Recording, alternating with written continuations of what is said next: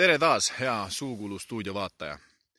Eelmise vaatajamängu tarvis külastasin ma Välgi külas Metsasel Künkal asuvat Püha Aleksander Nevski õigeusu kirikut. See on ka ühtlasi viimase vaatajamängu õige vastus.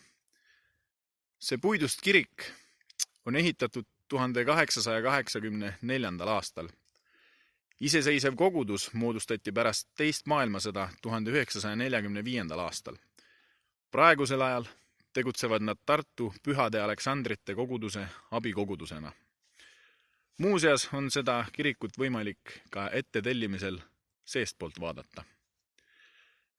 Kõikide õigesti vastanute vahel loosisime me välja auhinna ja seekordne võitja on Victoria Arro. Palju õnne võitjale ning suur aitäh kõikidele osalejatele. Aga nüüd uue vaatajamängu juurde. Kui sa tead, millise hoone juures ma asun, siis ole hea ja jaga seda ka meiega ning kirjuta suukulu.stuudio@gmail.com.